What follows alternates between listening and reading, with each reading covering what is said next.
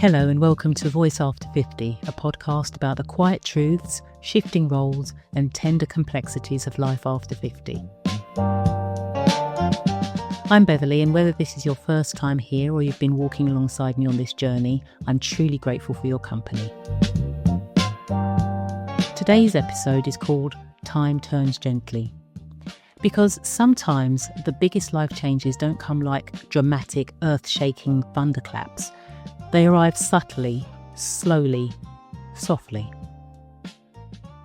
The change comes on like a shadow at dusk or a silent change in the air. You don't notice it's coming, only that it's there.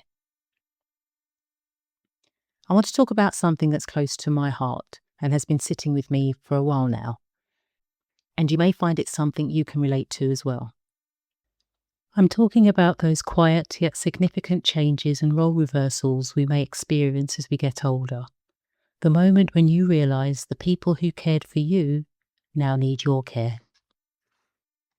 So this episode is a little more personal, more introspective, a little quieter, and maybe a little emotionally heavier, but also, I hope, grounding.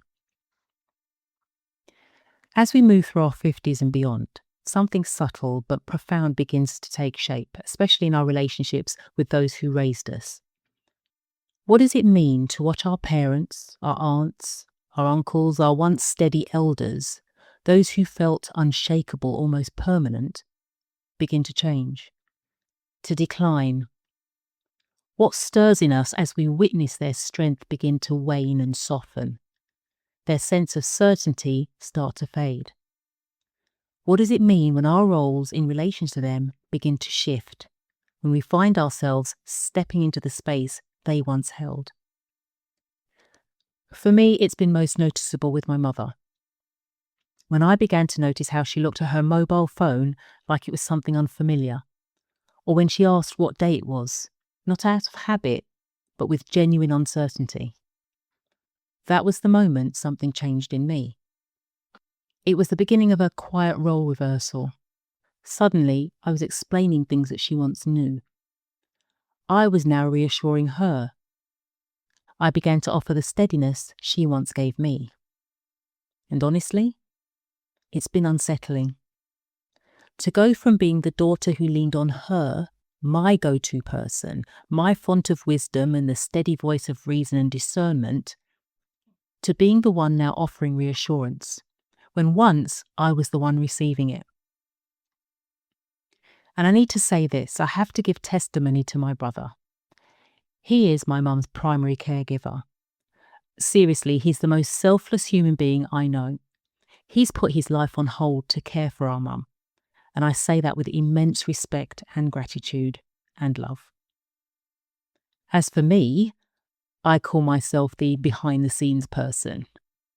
I help with the admin, the finances, her appointments, what I basically call the practical admin stuff, the stuff that doesn't seem to require any emotion, just organisation, impersonal conversations with different agencies, and keeping all the paperwork in order. Now, with my mum, the rhythm of our connection has changed. No more 3 or 4 times a day phone calls. My visits not as regular as they used to be.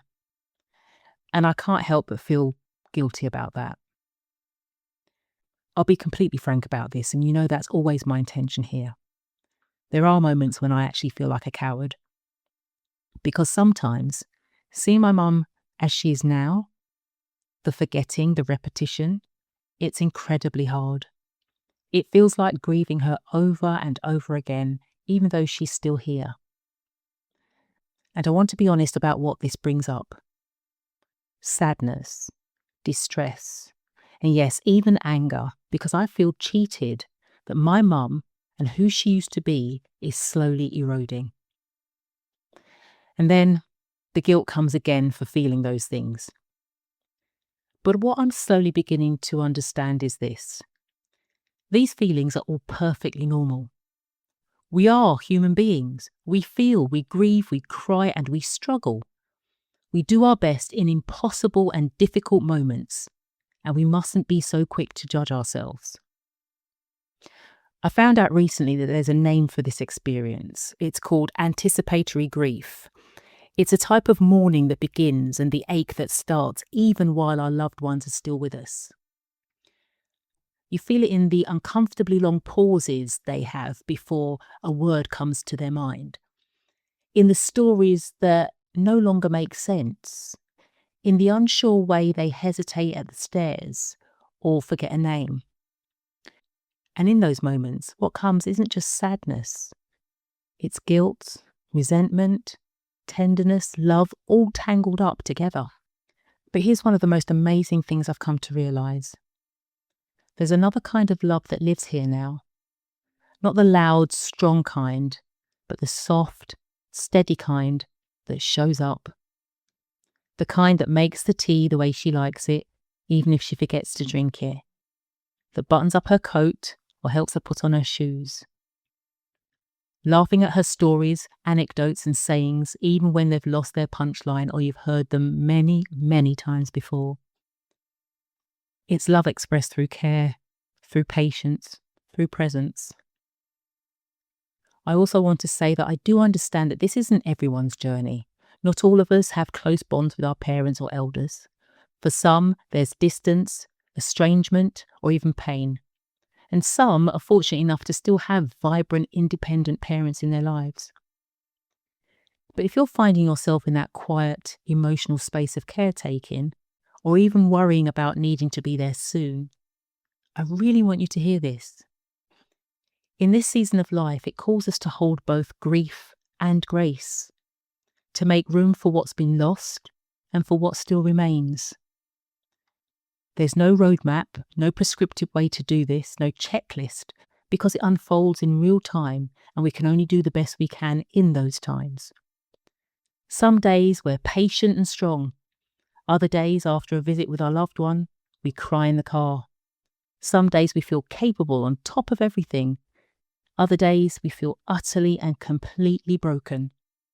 And all of that is okay, because you are still you, even when the roles you now carry feel too heavy. Even when you feel like you've disappeared into tasks, practicalities, logistics, and getting it done. Let me say this clearly. You are not failing. You are loving, and in love, in this season, it's often quiet, but it's no less powerful. That's one of the reasons why I started Voice After 50. Not to try to offer perfect answers, because I don't have them, but to speak the truth out loud, to say the things many of us are carrying silently. Because I believe that when we name it, when we share it, someone else might hear it and feel a little less alone. So, if this episode resonated with you, please share it with somebody who might need it. And if you'd like to reach out, I'd love to hear from you. This space is for us, for truth, for softness, and for connection. So until next time, be gentle with yourself and your heart. Show up however you can. That is enough. Because yes, time turns gently, but it does turn. And we can meet it with acceptance. You've been listening to Voice After 50. I'm your host, Beverley. Thanks for spending your time with me today, and thank you for listening. Talk soon.